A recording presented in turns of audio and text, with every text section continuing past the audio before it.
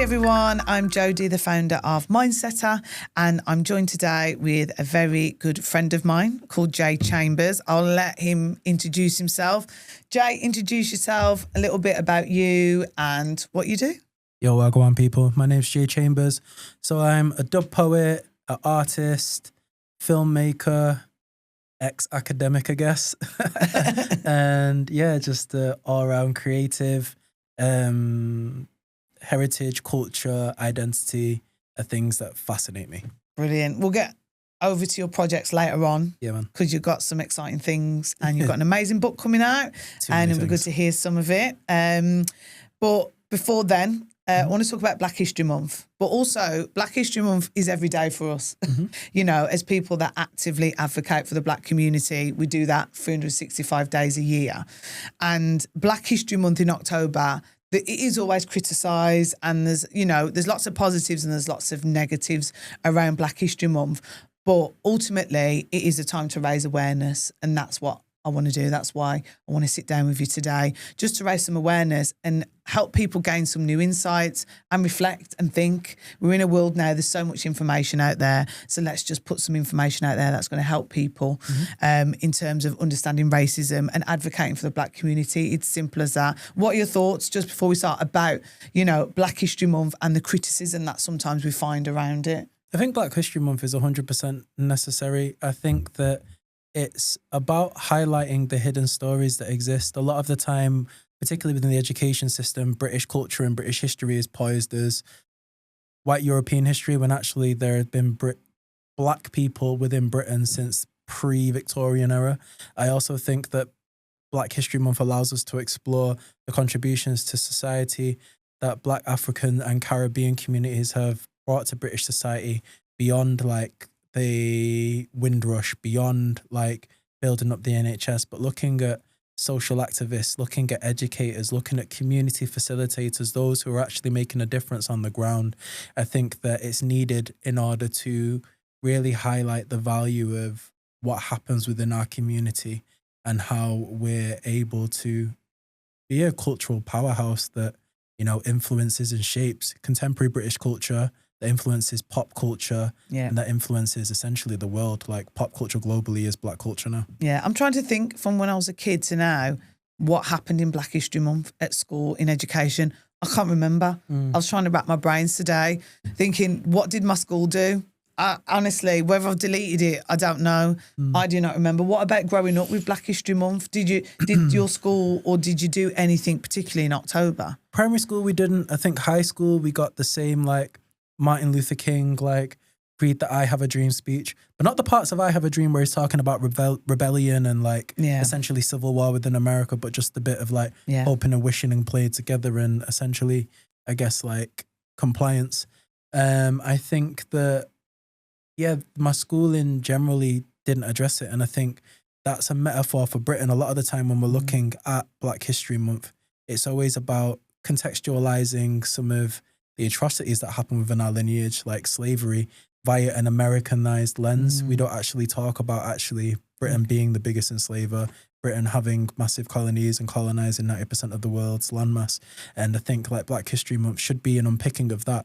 But also beyond that, it should be something that celebrates Black joy and contributions, and talking about the history that predates slavery, talking about the empires in Africa, talking about the Caribbean, talking about some of the great histories and contributions and amazing stories that exist that often get overlooked. Yeah, so I just had a look and I did some research about when did Black History Month start. So it did start in America first, but when it came to the UK, it was arranged by someone called Adair Sebo in 1987, and it was to challenge racism and it was to celebrate history, so that what his intention was with it.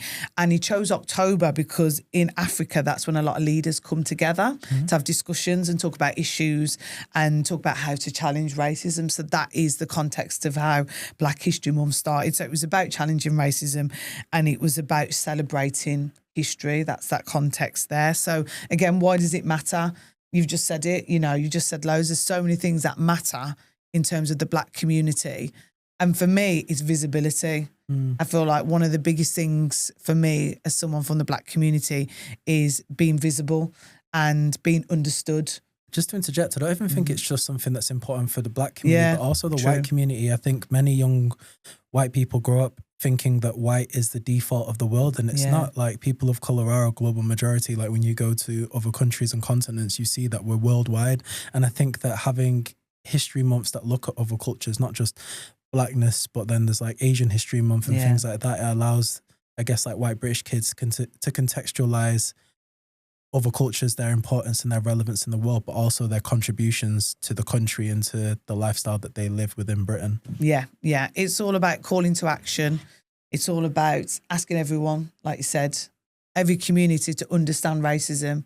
But again, it's that joy bit as well, that it can't always be the trauma. Of course, like Black joy is revolution. I feel like a lot of the times it's easily pigeonholed to be that. So like in corporate spaces, they'll probably get someone in who will tell them about, I don't know, racism and colonialism, but there won't be anything that really celebrates it. Or if they do in some corporate spaces, it will be articulated via the usual tropes of like food. Oh, we've got jerk chicken in the canteen, happy Black History Month. Yeah. And there's no conversation. And I feel like it needs to be something that's meaningful. I would rather see in organizations than probably ignore Black History Month than do something that's mockish. I feel like do it with a purpose and lean into your community. There are so many amazing community workers, historians and people in Manchester that can come in and provide educational workshops and thought-provoking experiences.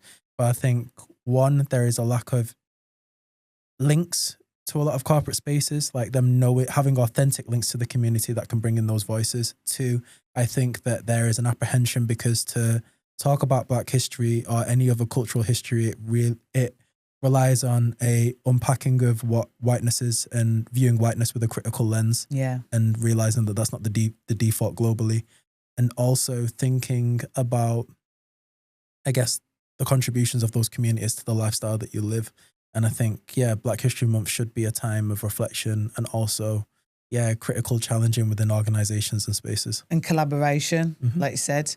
What ties do you have in the community? This is your chance to collaborate. And I think, we hear a lot of talk of if someone's Black at work and it's October, what happens? The manager goes up to someone and says, what we doing for Black History Month then? Yeah, do as a slide.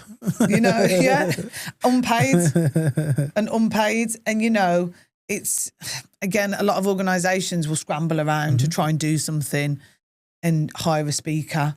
Yeah. That just doesn't work. Like I said, it's got like for us, we're creatives, aren't we? So we're always going to advocate for a creative experience, an immersive experience, collaboration and community. That's what workplaces should be doing. And then from then on, keep going. Yeah. Because that's the other thing as well, isn't it? 1 month, see you all next year. Well, that's it. I think that Black History Month sometimes in different spaces, whether corporate, academic, I can speak to, it's viewed as a month of atonement. It's like, okay, well, we've done this thing where we've talked about racism, we've talked about colonialism. Now we're good for another 365 days until we have to do it. And it's like, no, unlearning is a lifelong process. There are so many... Black History Month provides an opportunity for deeper levels of connection with some of staff or team members that don't necessarily feel seen within these spaces. And I think whilst it's a good opportunity to invite them in to help curate what goes on, it shouldn't necessarily fall on their shoulders. I also think that in this month, it can be a time of, celebration. It doesn't have to just be about history. It can be about arts, looking at some of the great Black films that show things without history, but also looking at like contemporary Black British films, looking at historical Black British films like Babylon. Like Babylon literally just had a screening, I think, at the South Bank Centre where they had like Brinsley Ford and Dennis Bovell and all the other people involved with that film talking about how that really highlighted the plight of first generation Black Brits and wrestling with their Jamaican heritage and also surviving, I guess, like the National Front and things like that. And I think bringing films into those into those spaces allow people to contextualize the experience that we have and also get to understand it, but through an open lens because it's via the lens of art rather than, I guess, like lecture. Yeah. So last year I did a film series. So it was that we watched a film and then we reflected on it. So that's a great resource. That's a great idea for a workplace to do that, is to show a film, engage with some music, engage with a piece of art and use creativity as a way to learn and reflect rather than to get in a guest speaker. That would be great, but it's not going to have the deeper impact because, like you said, it's connecting on that deeper level. And that's what creativity has, doesn't it? Has the opportunity to do that. I mean, pretty much every Black creative in Manchester who does any sort of freelancing will know in October, that's when you start getting all the DMs, and you probably end up getting like most of your requests towards the end of October because a lot of companies missed their Black History Month plans, and then they start panicking, and then will ask you to come in and formulate something very last minute. So yeah, I think for me, I would love to see organizations, 1, be proactive in organizing their events, 2, engage with the communities, and 3, be intentional about what they're doing. It's not a tick box. It's a exercise in inviting everybody into your space or your community. And what about in schools? So we talked about growing up, we can't remember. So as a teacher, and we're both teachers, we've been academics, how would you advise teachers to address Black History Month in the classroom? Because I mean, normally from my teaching experience, it's been like PowerPoint slides that have just been shown in the classroom to children. That's all I'm aware of. Not been and maybe watch something, but again, what can teachers do to try and kind of find that deeper connection for young people? I think it's be curious and look at humanizing the experience via the lens of your kids. There's a really great primary school in Manchester called Birchfields Primary School. Shout out Birchfields. I was really privileged to work with Birchfields around the time I did the Black History, but around the time I led the George Floyd protest in Manchester, and then I got invited onto Blue Peter and did that whole poem thing. I got invited into Birchfields to write my poem on their Black History Month corridor.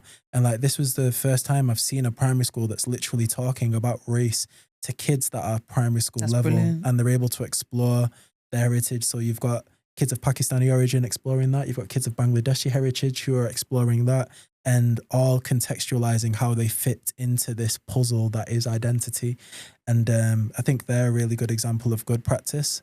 I think for me, to go back to your earlier question, what would I like teachers to do for Black History Month? I think be curious, ask your kids. Kids are so switched on. They'll probably tell you what they want for Black History Month. Yeah, they probably want to see positive examples of their culture. And also invite them to share. Like, one of the most powerful things you could do is invite your kids to share, whether that's, kids bringing in traditional food. Yeah. It could be kids bringing in dress. It could be kids bringing in flags. Could be asking them to do a presentation on where they're from. But invite everybody to do it so that there's a conversation that takes place about heritage. But yeah, I think it's letting the kids lead the way. So much of the mistakes that happen within these months are because, I guess, one of the fragility of the teachers. And I'm not punching down on teachers, but fragility is a thing that we must acknowledge exists.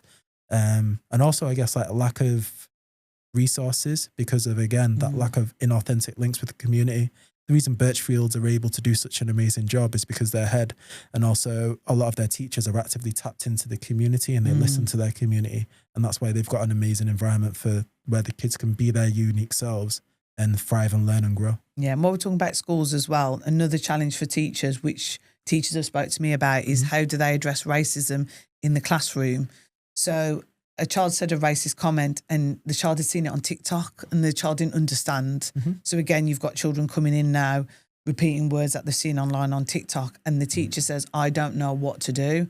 So my advice and my strategy is to do an intervention, instead of a detention or, making them write lines or miss their break. You have to do a targeted intervention with that student about anti-racism. That would be mine. How do you think teachers should be addressing racist language in the classroom? Radical candor. I think there's a lot of tiptoeing around language, and we have to accept and understand that kids are connected to the world by the devices that parents allow them to have in their pockets. And so, again, not placing any blame here on anybody, but I think that it's inescapable that kids will come across racist language, misogynistic and sexist language, homophobic language. And I think that actually there just needs to be honest conversations. These are some of the words that you will see on the internet. Yeah. This is who this affects. This is why it's problematic. This is why we don't use it, and give them the understanding of who those words hurt, but also why they shouldn't be used. I think shying away from conversations and being apprehensive of calling out this behavior only allows it to further be perpetuated by those egg accounts that hide and say these problematic things in the comments. And then because nobody wants to unpick it because of this weird British politeness thing that we have socially here, it just allows to manifest and grow and become even more and more problematic. If you nip it in the bud in that moment and say, yo, don't say that. This is why we don't say that. And if I hear you say that again, this is the real consequences. But now use this as a moment to learn and reflect and grow. Then hopefully we can change some perspectives. But because of this weird apprehension, no one does that. Or they leave it for parents to go and do. And again, the parents may not be equipped to facilitate those conversations either. For me as well in the classroom, if I heard racist language, would I even be able to do it? Because it affects the teachers and it affects other staff or maybe the TA in the class. So, and again, like I said, we've got so much language coming through the social media. That's why I feel like there should be targeted sessions after school. Not you going to detention, you're going to have an extra session about this. You know, the training and the education needs to be done after school. And maybe the parents come along and they all learn together. I feel like with the schools as well, we need collective, we need everyone involved. Like I said, the community, third parties coming in. And again, we'll go to decolonising the curriculum, but if you decolonise the curriculum and you thread race and class through your teaching all day, you kind of will be addressing all these kind of issues so the children can understand, whiteness and the dynamics within society. So they would understand that word, what it connotates to. So I think it's a whole kind of system reform, but also collaborating with parents as well, I think, in the community. I also think that there needs to be, bringing in the community, but also I think that there needs to be, we're talking about being decolonial and looking at curriculums and things like that, but to be truly decolonial, we need to unpick the infrastructures that have a lot of the deciding powers over what teachers do. So things like Ofsted, have you looked at Ofsted staffing? Have you looked at who runs Ofsted? Yeah, have you seen the diversity levels that exist in Ofsted? So if these people that are going in and judging teachers on the jobs that they do don't have the diversity in there, and therefore by proxy probably don't have the openness to engage within some of this critical discourse, how free are the teachers to do that? A lot of the teachers will be put through, I know teachers personally who are trying to do a lot of this work and who are being, criticised by Ofsted for doing that because Ofsted don't have the personnel within there and obviously haven't checked their white fragility or their biases to ensure that they're allowing the teachers to do their jobs that they're supposed to do. So I think being decolonial also needs to be looking at the role that these historic institutions play within what kids are exposed to and how teaching and learning takes place within the classroom. Yeah. We'll come back to that because it'd be good to look at what decolonising the curriculum could look like. So what about, and just want to talk about the kind of, one of the things that will come out in October is what about White History Month? I've got to say it because I guaranteed I will see it every year. For me, it's jarring. Like, what do you mean by White History Month? Because white British history would be very different to white American history and very different to white French history. So when we're talking about White History Month, what facet of whiteness do you mean? Because like blackness is not a monolith. By proxy, by what you're saying is whiteness a monolith. Are you saying that globally you all have the same culture and heritage? Because that to me doesn't make sense.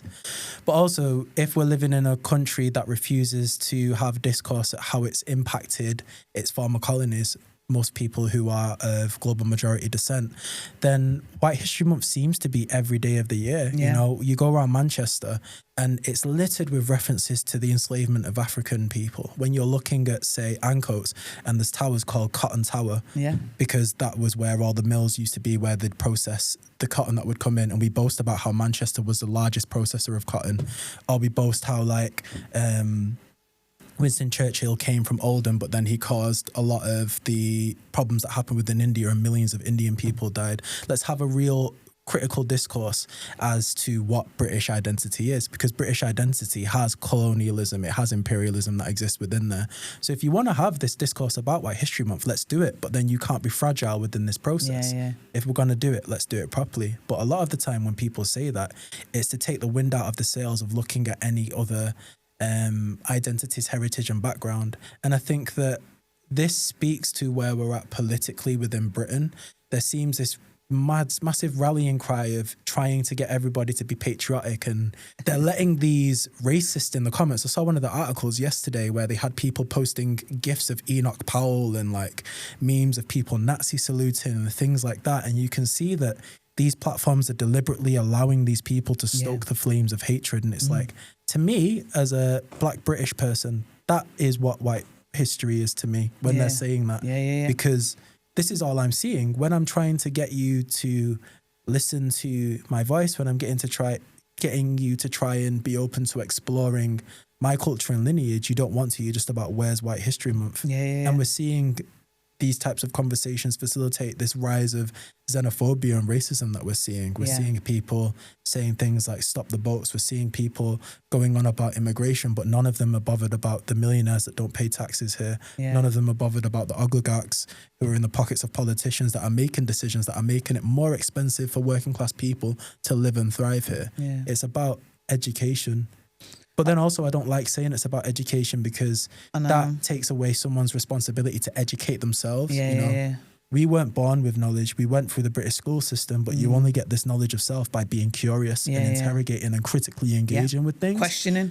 And I think that's what needs to happen. Sorry, I think, I went on a rant there. and I want to stay on that because ultimately there are people in the UK that see Britain as white. But it's not. And we're Black and British.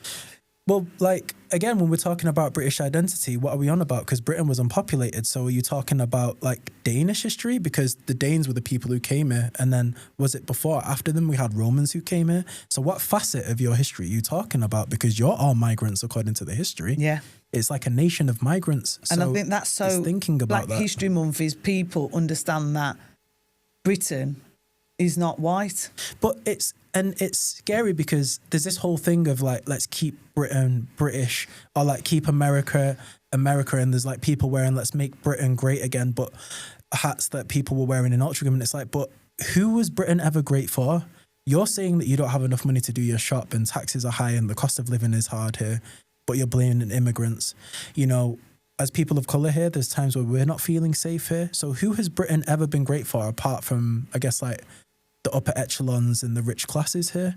And it's about realizing that actually you probably have a lot more in common with the migrants that are coming here or marginalized communities than you think. It's just, again, getting rid of the fragility and humbling yourself to allow to have that discourse. What is the scariest thing that would happen if you went and spoke to somebody who looks a little bit different than you? And the thing is, do people genuinely not know what happened in history? Like, no, because they don't teach it. This is what I'm just like. But again, with the Windrush generation, do people not understand why Britain looks the way it does today in terms of the Black community? You know, that big movement with the Windrush. Do people not understand? So when people say, go back to where you came from, and that's still a line that's used, I still can't believe that people think that everyone just came from nowhere. Do you know, how did it, you know, do people not really understand what happened? I feel that people... Or not, I don't know. I feel that people do, they just don't want to have the discourse, but also the school system's to blame here. In high school, we learnt about the Industrial Revolution, and again, in history classes, it was very emphasised how Manchester was the largest processor of cotton, but we never talked about the fact that the cotton came from the triangular trade. It was only in college we had those conversations. So that's a large part that's missing from schooling. It's also then like when you're talking about enslavement, there's this thing about, oh, well, William Wilberforce led the abolition of slavery. No, he didn't. Haitians, Jamaicans, all of the Caribbean was literally revolting and killing British infantry that were there to obviously oversee the enslavement of Africans. People were rebelling. It wasn't something that was handed. Freedom was something that we took because it's overstood that intelligent people take freedom, is not given. And so I think it's having an education system and having content that allows people to properly explore these and have these well-rounded conversations. But because we don't, the history is never passed on. And then when you debate people on this, they'll be like, well, where's your information from?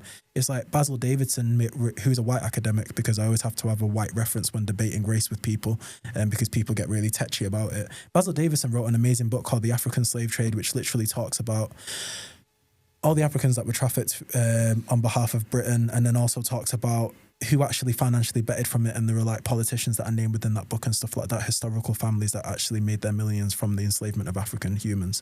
And so I think that it's looking at that And it's also unpicking the institutions that benefited from I was about to say that, enslavement. like day to day though, there's people in the workplaces or there's people on the internet that will not engage with this kind of literature. But again, what do we do about those people? Just as like, you know, that are walking around with that hate against people because of who they are and seeing them as not British. I no longer seek to be overstood by somebody who is not on my frequency. Yeah. And so for me, it's like, okay, if you want to walk around with that hate in your heart and you believe that you want these people gone, that's okay. You go do, well, it's not okay, but you do that and your existence will be hollow. And the more they have to go through that and actually self-reflect, they'll see that so much of their life has been enriched by the different cultures and communities who come here. Yeah, we might as well jump onto cultural legacy while we're at somewhere. But the people who like will be telling people to go home will then go out on Friday and have a curry and chips. Yeah. Or then will want to go on holiday to like Spain or to like Gambia. Like so many people tell me I need to go to Gambia. But it's like, well, you'll go into these places, but then also with people that might have problematic views on immigration. And it's like, well, you're going to all these different countries. Yeah. You're only able to do that and have these relationships with these countries because of colonialism. Let's be very real about this. Yeah. And, you know, last part about, you know, organisations and schools embedding the right type of education. Creativity as a resource, because that's what Mindset is about, is using creativity to educate now. We've got to have that deeper connection to whatever topic that we're addressing. So creativity, lots of creative resources out there, use that. And, you know, update policies, I think, because with social media online, you know, we need policies that now address online hate. I think it's meaningful policies though, because we've both seen that policies are created in institutions and then they're literally not even worth the paper that they're written about and written on. So I feel like it's meaningful policies and also informed people who oversee policies. There are so many idiots that are in positions of power that don't even understand the policies that they are employed to uphold. And so I think it's that as well. How you put that into practice. So cultural legacy. You know, when I think about Black culture in the UK, the impact, the legacy, for me it's music. Again, back to creativity, is the reggae, UK grime, hip-hop, garage, jungle, all that music that came over with the Windrush generation, what they brought over has left a legacy in the UK now. And that is one of the biggest things that I think the Black community have contributed to the UK is music. Look at the amazing artists, look at the amazing people out there making music, people like yourselves. What do you think a cultural legacy is from the Black community for the UK? Making something out of nothing. No matter where you go to within history, you can see that our people have always made the best, no matter the circumstances. You know, garage, hip hop came out of like people not having any access to musical instruments because I think it was it Ronald Reagan who was the president in New York at the time? But the Reagan administration or whoever it was removing music tuition from the schooling. So a lot of hip hop, a lot of that generation of the late 70s, early 80s, the only form of music that they had was this turntable that they'd find in their parents' basement, and then they found a way to make something new. Reggae, a lot of the hardware that gives reggae its classic sound is all the hand-me-downs from like 70s disco music in the Americans, in the Americas, and then that hardware was shipped over to Jamaica. And again, Jamaicans, being the people that we are, making something out of nothing, and it allowed us to have this signature sound. You know, coming to London, again, like when you're looking at grime and garage, making something out of nothing. The radio station isn't going to play our music, so we'll create pirate radio stations and we'll play our own music. And now some of these pirate radio stations are actually national radio stations. It is that art of reinvention and creating something that has become a global powerhouse. And I feel like when we're talking about our cultural currency, it's also being very aware now of safeguarding that. You know, we're seeing lots of companies jumping on the bandwagon. There's a fashion company that I saw recently that have done a whole line about carnival, which is really, really funny to me because I'm like, it seems to be like our culture seems to be something that a lot of people, because it's pop culture now, Black culture, people lean into it to monetize it. And I think there needs to be an awareness within the community of how we let different corporate entities come and engage, and whether everybody gets a seat at the table at the cookout. Well, this is it. And the gatekeepers, you know, everybody wants to engage in Black culture now, which is brilliant. But yeah, make sure it's collaborative, make sure it's the right people and everybody's getting paid correctly. Anything else with cultural legacy? I think art, creativity, because, you know, what you said is that, you know, we make something out of nothing. We're resilient people, and whatever adverse situation we're in, creativity is a form of expression. I don't even think it's just creativity. I think like there are academic thought leaders in Britain who are black, you know. There's amazing work that's going on at some of the universities in Manchester looking at obviously the disproportionate levels of black people within the mental health system. There's loads of amazing work going on from a sociological perspective, looking at the impact of police in schools and things like that that are happening from black British academics here in Manchester. So I think it's the academic legacy, it's the creative legacy. Yeah. Also in business, there are so, like, you know, there are amazing black business networks where there are a lot of people doing a lot of exciting things, but unless it's platformed in the right way, people don't have this awareness. And so I think it's that. And also, I guess my final piece would be ownership. You know, there are lots of ways in which our culture is monetized, but we're not always invited to a seat at the table in terms of the ownership. So there are lots of like festivals that play like reggae or hip hop and things like that. But as far as I'm aware, there's only one black owned reggae festival in the UK, and that's City Splash. Yeah. Yeah. Again, it's that collaboration it's missing, isn't it? And if this October you think, I need to collaborate. There's the collaboration with the artistic side and there's the collaboration with the creativity side. But I think, in terms of the commerce, it's bringing people in and making it equitable. Yeah. And kind of everything's not balanced, and recognising that. I think some people still will not accept that, the inequalities. So as an organisation, as a school, actively addressing those inequalities, highlighting them, you're going to help restore the balance. You're going to help bring people in. So I just want to talk a few about some hidden figures.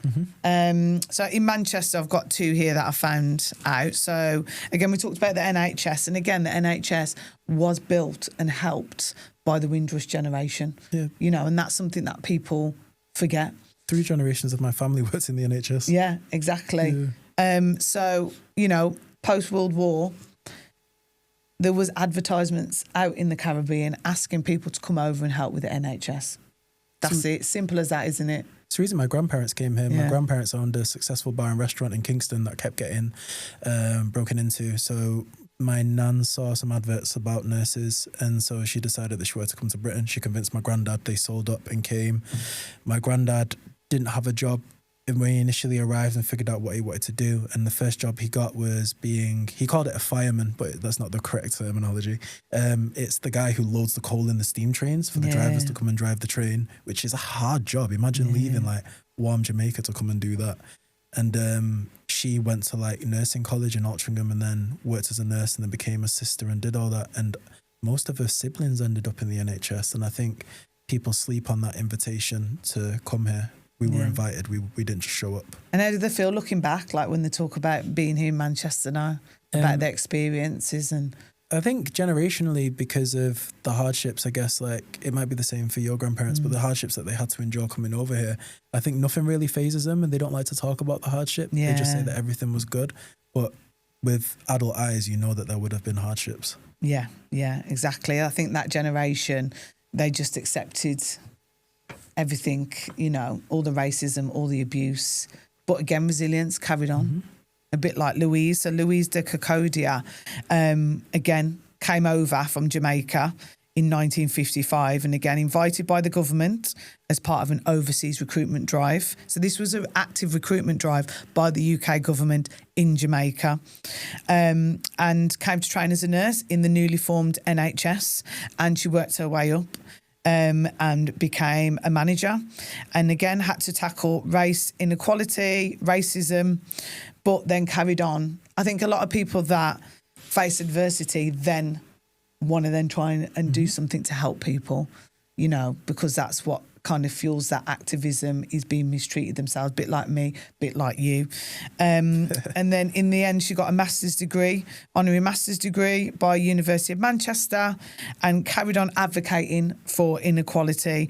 And she's unfortunately died in 2008, and her passion lives on with the Louise de Kokodia Educational Trust. So that this is a hidden figure. This is somebody that people might not know about, but contributed so much to the NHS, faced so much racism, and then continued to help people and built a trust.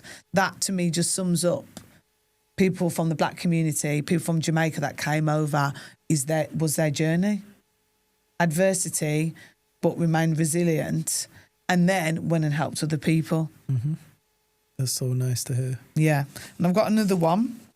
So we've got Whit Stennett, who was the first black mayor of Trafford. So again, Whit came over from Jamaica, and he was the first black mayor of Trafford. But before that, started working in the post office.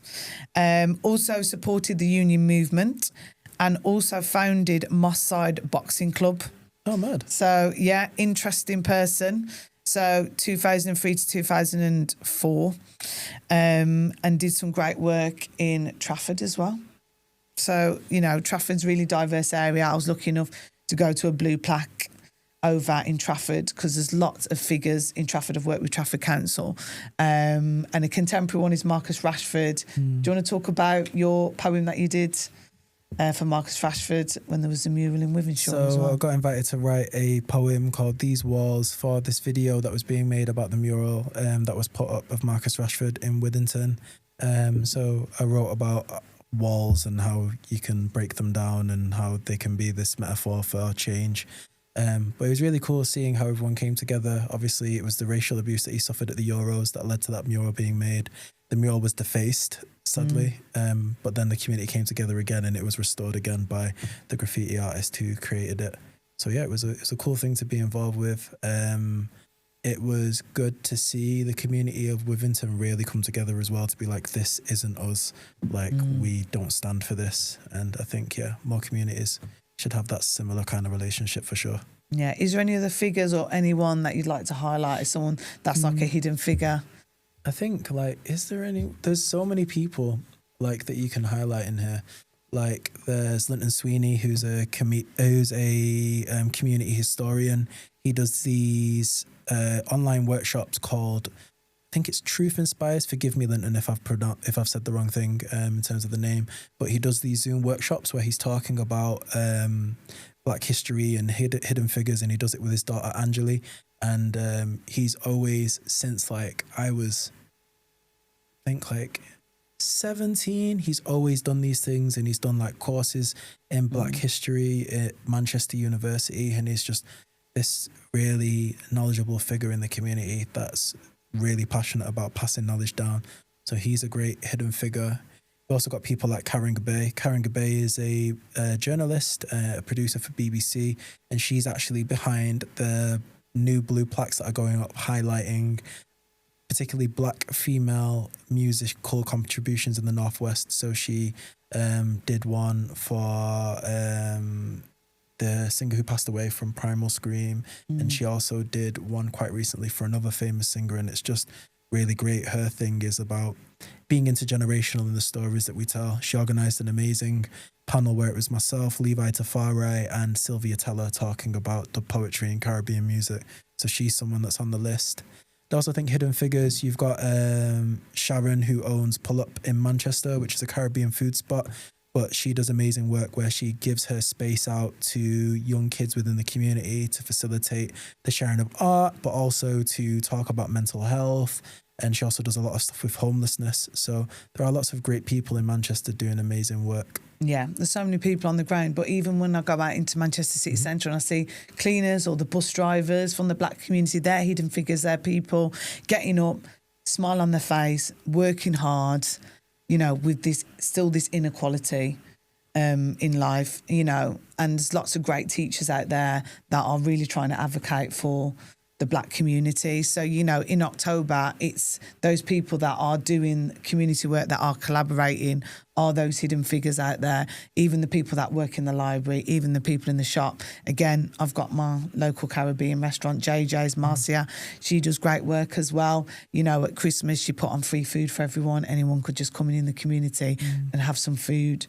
So there's lots of organisations, there's lots of people to collaborate, hidden people, unknown, that are doing great work, you know, and those people need a platform and those people need to be seen and highlighted and celebrated. So yeah, we've talked about the Windrush a little bit, but I want to talk about the Windrush scandal because for me, that was heartbreaking. I don't know how you felt about it, and I read a book about it. And it kind of feeds into what's happening now in society, in politics, of this whole narrative of immigrants coming in, get rid, and the government were trying to deport people out the country, and they'd kind of hyped it up and were pushing this, and the Windrush generation got caught up in this mess from when I read the book. And that was obviously heartbreaking itself, but as it carried on for years and years and years, and people were obviously trying to stop it, they just doubled down on it. Mm-hmm. And until it got revealed in the media, how many years later, and Theresa May then had to sit in a room with people from the Caribbean and apologise. That is, to me, a stain on British history of what happened to the Windrush generation.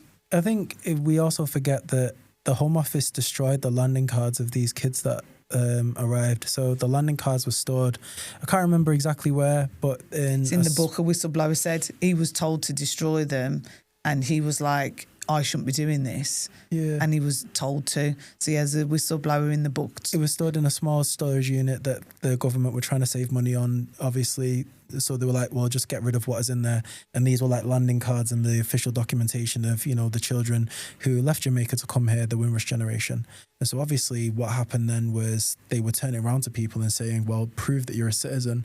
And like, if you've not got a birth certificate because you weren't born here, you've not got a British passport, although some Jamaicans may have had a British passport depending on when they left. It was like, how do you prove you're a citizen? So people were having to use like family photos to build like a chronology of how long they've been in the country for. You know, people were stopped working, you know, taking away a person's ability to support themselves as a kids and leaving them destitute. People weren't allowed to engage with the health service. And so I think like, it is one of the biggest atrocities, and I think that we've still not really had a lot of recompense for it. I feel like I can't remember the statistics, but I think at the time when I was reading about this, I think it's like less than 10% of those affected have had any sort of compensation from it. And a lot of people have died now, and that's the other thing, because of the age. They're dying without even getting and I think the compensation. Again, this is another really contemporary example of the inequality that exists within Britain. You know, so much of this trauma that happens doesn't just dissipate when those people transition onto their next phase. You know, there are children that have had to see their parents last few years be littered with turmoil trying to prove that they're citizens here. There are, you know, family members who have lost loved ones due to treatment being withheld, and it's like, how do you even begin to rectify that? You know, there's been a lot of talk about like trying to be restorative in the relationship with the Caribbean amidst the call for the Caribbean wanting reparations, which they should get. I'm a supporter of that.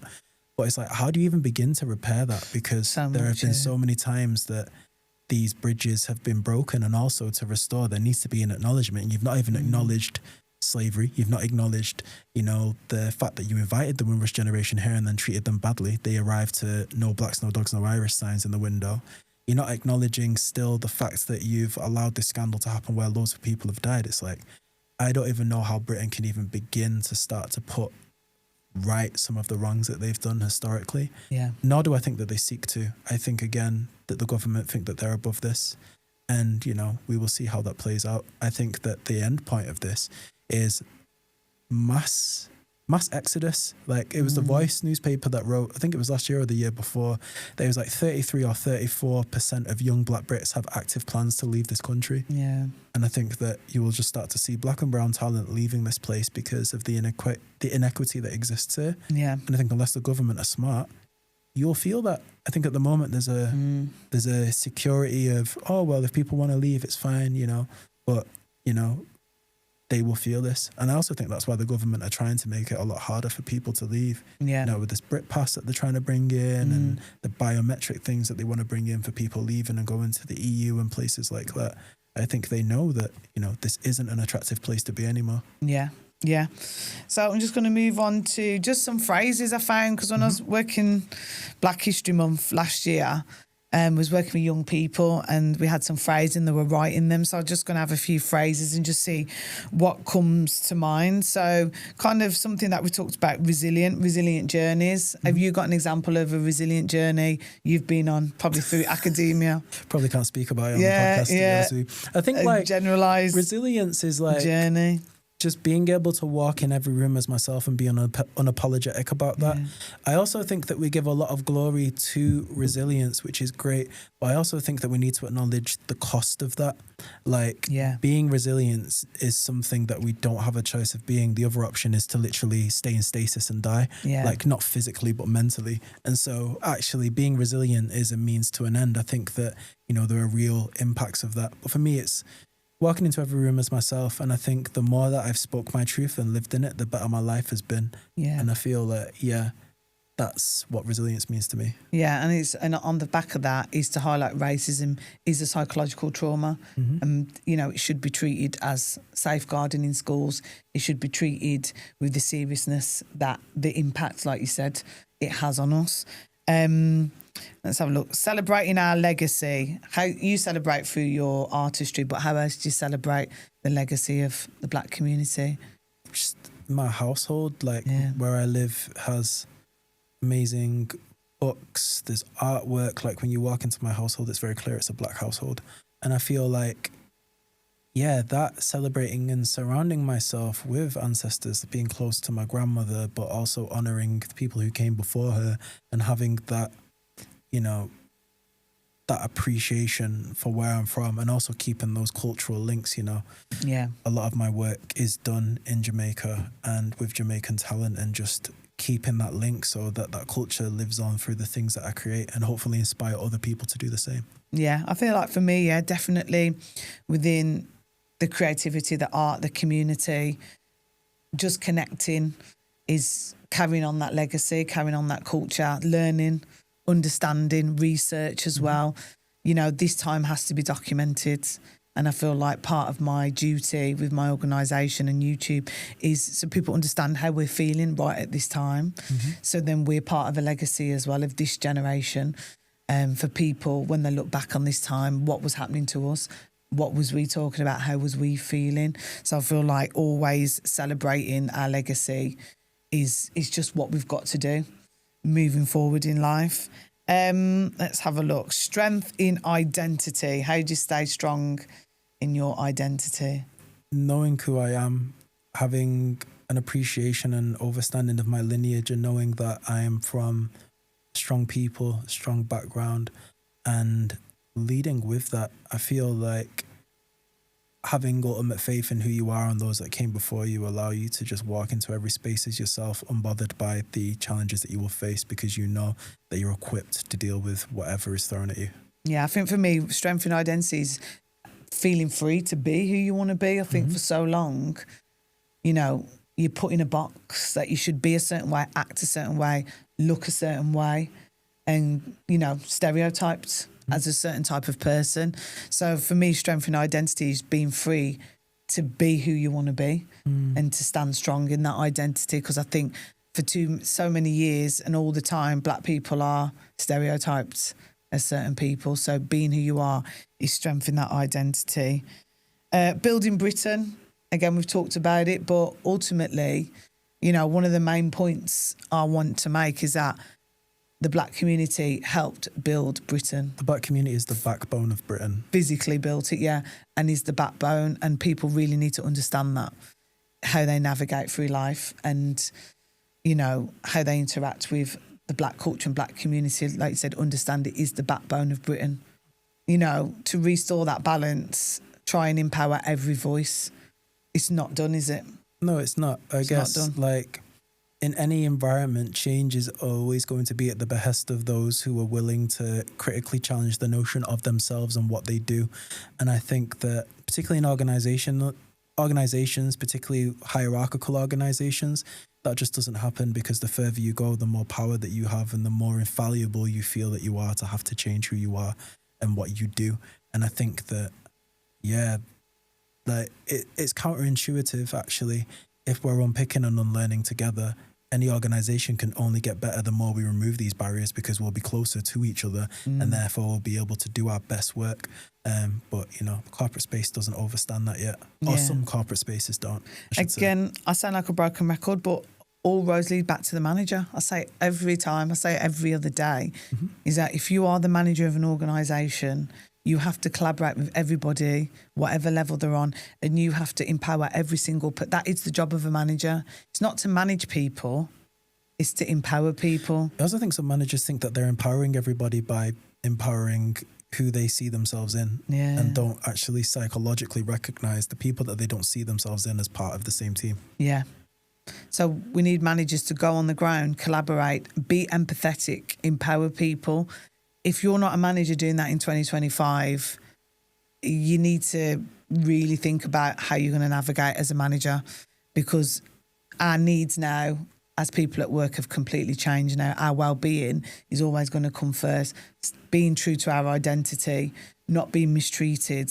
Again, with social media coming in, managers need to make sure their number one priority is staff well-being and that everyone feels valued and empowered. Those are the three main things. Anything else for a senior leader or manager you'd say for them to focus on in terms of empowerment? I think in terms of managers of colour, it's recognising that there's strength in unity. There has been times throughout my career and environments where I've interacted with people who have seen that they're on the same page, but actually have changed their same page to further their interests in the corporate space. And I think that integrity is everything. I think that we lose every time we are contradictory in our values or in how we carry ourselves in that space.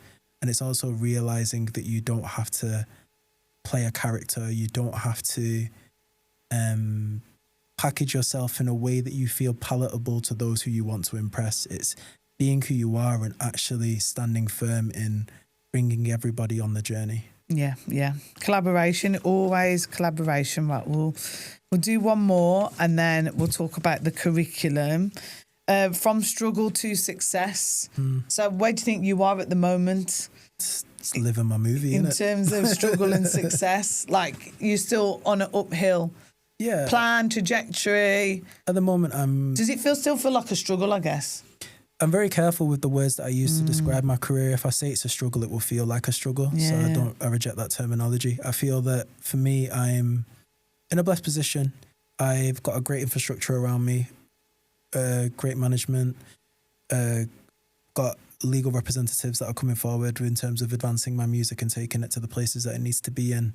And so, I'm blessed to have like a great team and infrastructure around me. I think that I'm in a growth phase right now, which is great, and I'm super grateful to be in. And I just think I'm excited to see where it goes. You know, I've got this whole EP with Natural High. I've got this book that comes out on the 27th, which I think is next week. Like, is it next week? Yeah, next week. All the days go no, into the one. week after. Week after, See what I mean? All the days last are weird. week. So what about when you felt like you were struggling? How did you overcome that, and what was that time like, I guess? I guess that's where the resilience comes in. Yeah. I feel like one of the hardest times was actually writing the book 6 months ago. There was lots of things going on within my personal life, and my creativity became my solace. And I think that is another thing that we don't necessarily always tap into. Like, there's been so many times where I've spoken to different Black creatives or even Black academics, and creativity is this default thing that we go to. And I guess that's the space where we're allowed to be uncensored. Like, in the spaces wherever that we have to be in, sometimes we can't always say immediately what's on our head, because we've got to think strategically about where we're moving or how we're maneuvering, which is, again, is another level of psychological trauma that, not everybody processes. And I feel like creativity is that space where you can be yourself. So for me, when times have been pressurized or, I guess, like, challenging in the developmental stages, I think I've just pushed harder into my creativity. Yeah. And I always think about younger people now with mental health and racism. How do young people now overcome their struggles? I think, what can we do for them? Because I do worry about that younger generation, especially young Black children, especially with neurodiverse children. Or, we know that Black children are 3 times more likely to be expelled from school. So I just think about the young people that are struggling. I think one government reform in terms of who is overseeing education. I don't know how aware our education minister is for the government in terms of race equity, but just judging by the decisions that are being made by the current party in power, I'm guessing that they're not very aware. Secondly, we look at the infrastructure. So we're looking at Ofsted, or we're looking at OFS, or whoever is coming in and auditing these places of learning to make sure that they're looking at diversity, equity and inclusion, and making sure that every house of education has the relevant framework to ensure that every student can be themselves inside and outside of the classroom. We need better equipped managers and deans and whatever the infrastructure may be at whatever educational stage, to ensure that inside the classroom teachers are free and lecturers are free to bring in external theories and apply it to the classroom. You know, the intersectionality of identity can be brought into any session. You know, you could be talking about engineering and racism could be brought in there. Sexism could be brought in there. You need to do this to show that these issues are intertwined into the very fabric of life. And then the final point would be in their peer groups and in their home environments, teaching young people that it's okay to have these conversations and to be curious. Because 9 times out of 10, like in those smaller ages, I believe that some of it comes from curiosity. You know, I want to know why this child hair is different than mine, but I don't know how to ask. I'm going to go ask my dad and he's going to say, don't talk to them because they're bad people or whatever. Actually, the kids should be able to just be like, oh, your hair's different than mine, let's talk about it. And that should be an environment that, you know, is facilitated so that learning can grow. But sadly it isn't. So the reform needs to happen at through all of those structures before we can actually see that meaningful change. I want to talk about the curriculum. So I wrote down a few things about broader perspectives. So as a teacher, what we're bringing into the classroom, you're bringing in broader perspectives, honest history, which we've covered. Not all of it is, you know, honest, how it's been taught in schools. The main thing for me, again, is looking how do we bring learning to life. More trips, like you said. Take young people around Manchester so they can understand the city, how it was built, and again, all the different perspectives of Manchester. So we've got to bring learning to life now. We need to come off social media, come off the phones. And I think more outdoor, when I say outdoor, not out in nature, it's like more trips out in the city where we are so we can understand it and we can see it for how it is and how it impacts everybody. And I've put, similar to what you just said, race and class needs to be embedded in everything, every topic. We need to address race and we need to address class. Because like I said, then we'll facilitate them conversations, then we'll feed into the curiosity rather than going on TikTok or to their parents. We're facilitating the curiosity of young people in a safe way so they're not going to be curious elsewhere. I also think that teachers should be more, I guess, like contemporary in their approaches. I'm not just bashing teachers, but I think like social media is a tool and it's inescapable. So I think like if you're really wanting to use it, these meaningful conversations that you can't facilitate inside of the classroom, obviously with planning and things like that, I know it's a nightmare and I can't imagine how hard it is. But if there is time, what's stopping a school creating a social series on TikTok that's adhering to some guidelines that are pre-agreed, but that is facilitating this discussion for the kids to engage with because they're on social media anyway, or doing things online, but just having these spaces where people can engage that are outside of the classroom, because we need to also understand that the psychology of being in a classroom and in an institution plays into the level of psychological safety that these young people will feel when having to talk about their lived experiences and identity. So that needs to be taken outside of that space. It's really tough for teachers. You know, we've both worked in education and it is really tough because they'll feel like they're boxed into some parameters. But you can really do some great work in the classroom. You can really have some good sessions. You can really empower young people. And anyone that feels like they're struggling, you as a teacher can really help with that.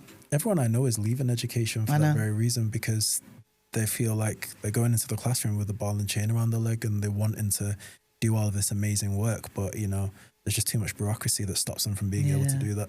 And I think a lot of schools are scared as well because it takes one person to go to the media or to highlight what's happening in the school and everyone will start criticising the school as well. So it's all about perception of how the school want to be perceived. So I feel like that always kind of fuels their decisions and how they think about how to manage the school and things like Black History Month and Culture Day and things like that. Even that, to me, not really makes sense, because it's like, name one organisation or person in history that has got through doing anything that's worthwhile that doesn't have any sort of blemish on their record. You know, progress is about challenging, and when you're challenging someone, there is going to be a variety of emotions that comes with that. And I think that, you know, like when I was referencing Birchfields earlier, that was a school that was like, this is what we want to do, and we're committed to this, even if at times it means that not everybody around us is happy around that, but we believe in what we're doing. So we're sticking to our guns. And I think like a lot of schools could learn from their approach. Yeah, that's great. Do you want to talk about Homecoming? Yeah, and hear a bit from it? There's the book. Let's see it. So it's out in 2 weeks. Yeah, so hi, I'm J.Chambers. This is a book that I wrote. I can never be serious. So this book is called Homecoming.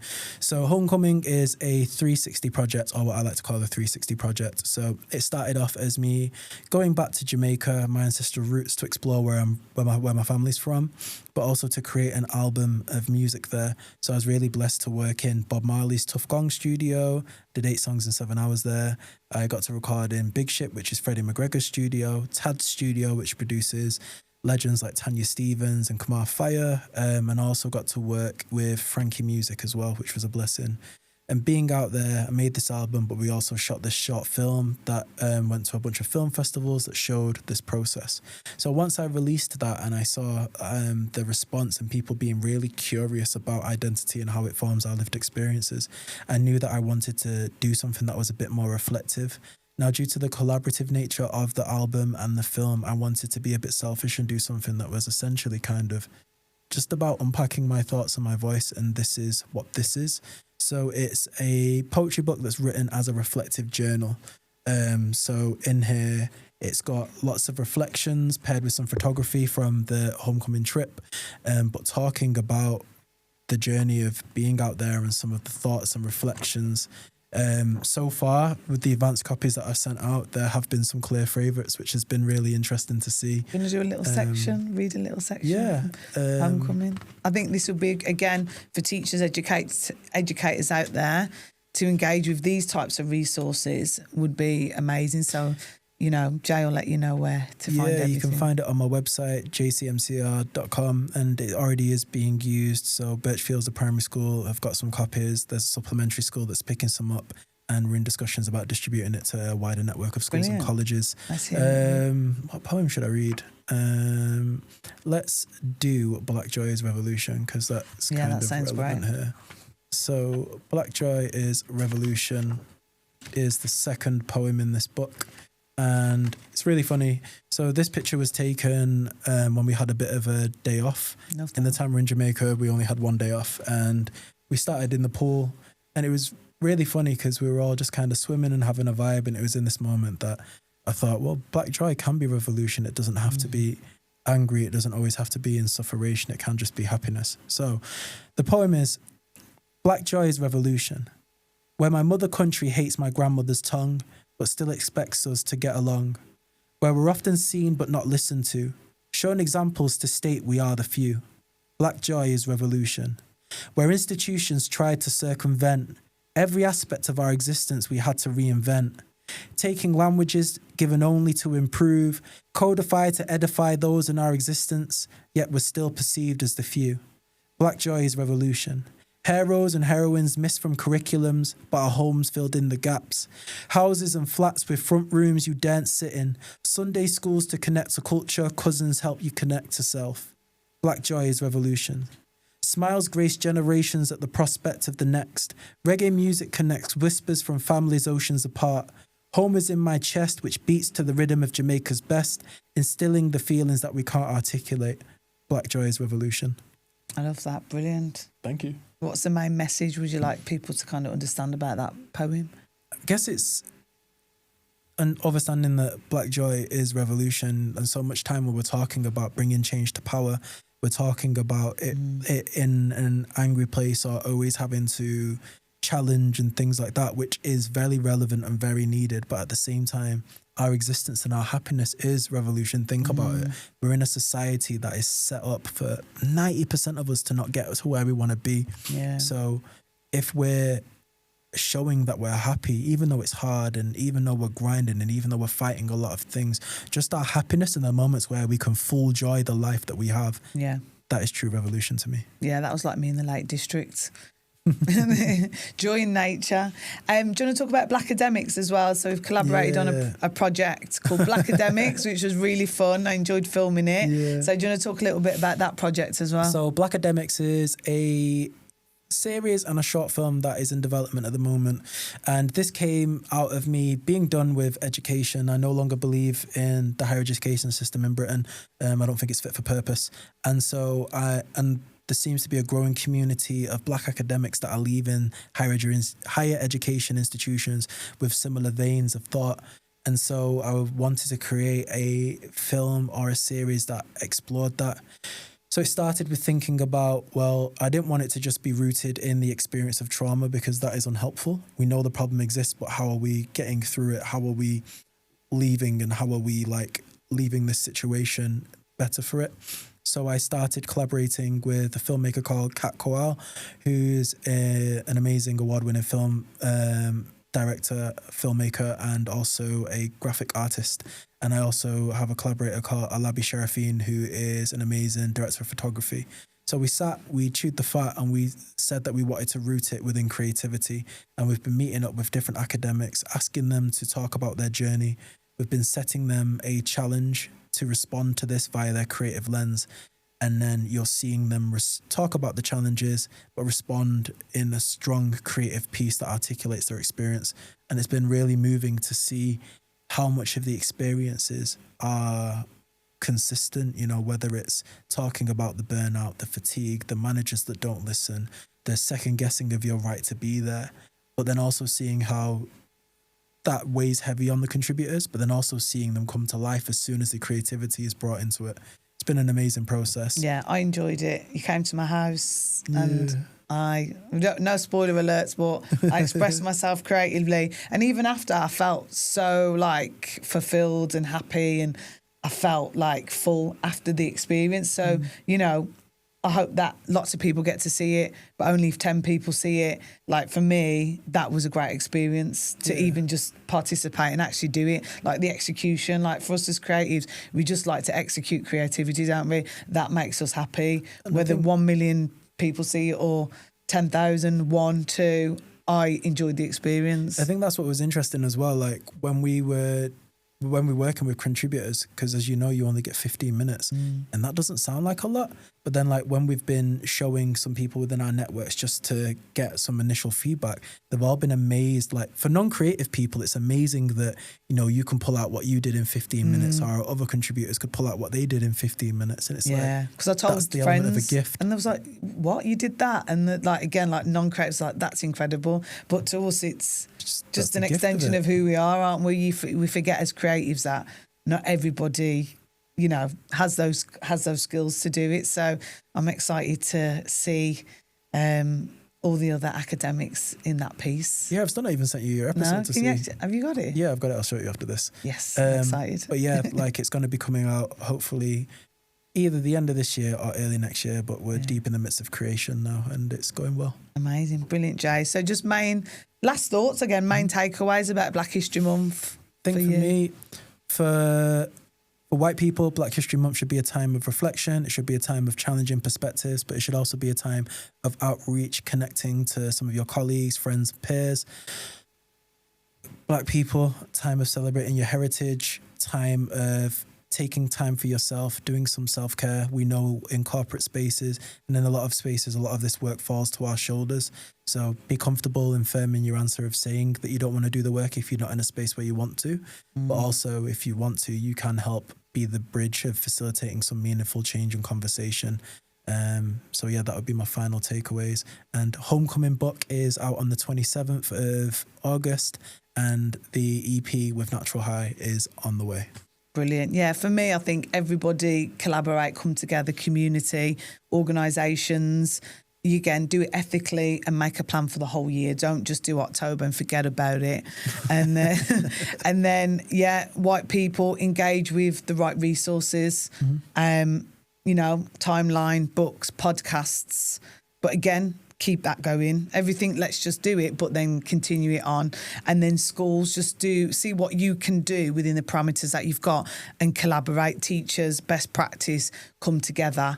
And again, engage with resources like Homecoming, lots of different local Black creatives to wherever you are can help support the learning in the classroom. You know, lean into creativity. That's kind of my main point for Black History Month, so we get that deeper connection. But thanks, Jay. Thanks for having me. You can follow Jay on social media. What's your socials? At JAYCMCR. That's on all socials: TikTok, Instagram, Facebook, all of them things there. Yep, and then keep locked in, and I'll try and bring lots more interesting conversations, educational tips and strategies from Mindsetter. Thank you.